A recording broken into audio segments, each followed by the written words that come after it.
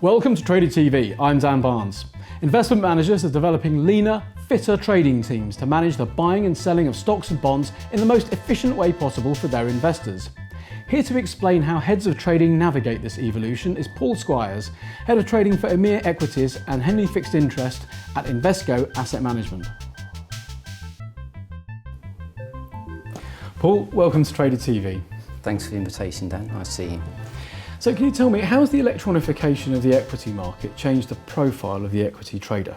It's impossible not to have a sense of data analytics and what that means for your kind of decision making around execution. That really comes from the amount of post-trade analysis that we do, whether it's around the individual trader, whether it's around the investment decision of the fund manager, because sometimes the investment timing is trying to capture a certain amount of alpha short term. Whether it's around the counterparts themselves and how they're managing your order once you've given them the order, or whether it's actually the influence of the ultimate venue itself and how that's, the impact of that venue on the outcome. Whether you sort of by instinct would categorize yourself as a high-touch trader or a low-touch trader, or anything in between, or any hybrid of all of the different aspects. I think to not understand data, to not have the curiosity around data, I think is a sort of has become a barrier to being, successful. If you've got traders who start off without that skill set, but that becomes more important, how do you bring them forward? I can talk to a sort of a automation, industrialization, and it gives the sense that actually anyone could come in and just, follow the, the procedures manual and get the same outcome, and that's absolutely not the case. So you're right, talking about this is really important to get the right context. You don't want commoditized sort of human resources. I'm not the first person to talk about the benefits of diversity, but that's an obvious reference, right? So how do you do that? I mean, fairly simple things for me is we discuss execution as a team. I've opened up complete transparency on individual traders' performances, which is a sort of, is a nervous transition in the first element, but actually everyone now does it quite naturally, and you can imagine that what we're trying to do as an aggregate team is really just get the best outcome for the client. Of course. So that's how we talk about it, and what everyone is aware of is it's not quite the same as having a good or a bad day on the sports pitch. But you can obviously rationalise that someone's having a bad week because they've got some orders that are absolute going to be, as we would call them, TCA killers.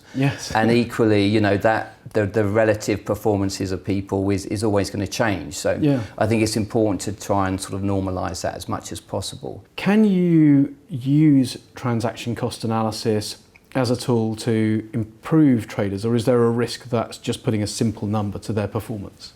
So there's definitely a risk of looking at data in isolation. The onus is on us to make sure that we are identifying trades so that they're categorised in the right way. I think it's particularly difficult on fixed income, for example. I think on FX, from over several years, different sort of shapes, I've seen very good FX TCA. I think fixed income continues to be perhaps the least sort of authentic evaluation of a trader's performance. In equities, I think it's really, really strong, and I think it's way beyond just kind of a couple of sort of fairly bland benchmarks that people look at now. To some extent, I don't really mind what the results are. What I do like doing is discussing the results with them, because actually just that process alone, talking about data points, generates a really interesting insight into the way they've been trading. Every trading desk will say they've got great communication, and I'm not kind of denying that, but there are always things that are unsaid that only come out once you're off the desk and you're kind of making someone look through a set of data for the month. So for me, that's really the sort of hidden value of TCA. So what's your vision for the trading desk of the future? There have historically been many links between the trader and the end client. And I think in some cases that's absolutely appropriate, but in a lot of cases, we can offer a service that actually the clients might want to engage with us more directly with, whether it's securities lending or whether it's something like kind of just collateral transformation, whether it's transitioning, large sort of positions. I think that's really where it becomes more interesting.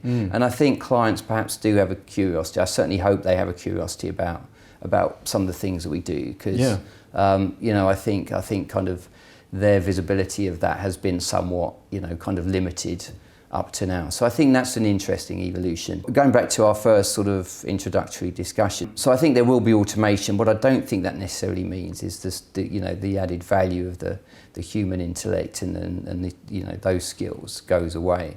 I think just the tools are, you know, the tools that the trader has now are way beyond, you know, what we used to have in the past, and the challenge is so much higher.